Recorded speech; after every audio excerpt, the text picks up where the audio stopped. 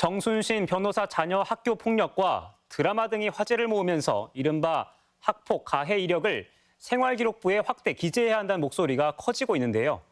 하지만 강력 처벌만이 능사일까요? 현실적으로 조사가 이루어지지 못하면서 이중으로 피해를 야기할 수 있다는 우려가 제기되고 있습니다. 박혜진 기자가 취재했습니다. 순창의 한 초등학교. 2년 전 당시 같은 반이었던 1학년 A군과 B군은 서로 폭행을 당했다며 학교에 신고했습니다.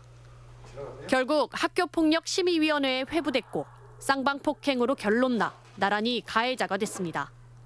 학생 진술을 바탕으로 학교에서 이루어지는 조사는 쌍방폭행을 주장하면 누구나 가해자가 될 수 있기 때문입니다. 이걸 중심을 잡고 가기가 쉽지 않더라고요. 이런 경우에 제3의 기관에서 나와서 하는 게 있었으면 좋겠다라고.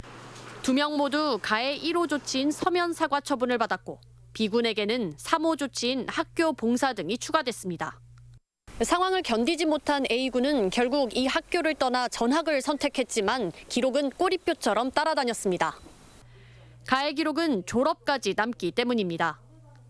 결국 전학한 학교에서도 A군의 가해 사실이 알려지자 어머니는 억울함과 2차 피해를 막겠다며 1년 넘게 소송을 진행하고 있습니다. 진로 선택을 평범한 과정이 아니라 국제주의나 이런 걸 선택을 한다면 저희 아이도 기록이 남게 되면 못 들어가게 되는 거죠. 이런 이유 때문에 학교 폭력에 대한 기록은 신중해야 한다는 의견도 제기됩니다. 사법적인 결과가 아님에도 불구하고 이게 대학의 입시뿐만이 아니라 취업까지 반영되는 대책으로 이어진다고 하면은 당연히 그 기록에 대한 것들을 둔 행정소송들이 남발될 수밖에 없을 거라고 생각이 듭니다. 학교 폭력을 근절하라는 사회적 요구가 높아지면서 정부가 당장 가해 사실을 2025년 대학 입시부터 반영하겠다는 등 초강력 대책이 쏟아지는 상황.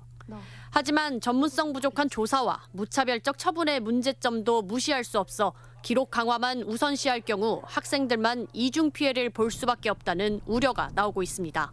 MBC 뉴스 박혜진입니다.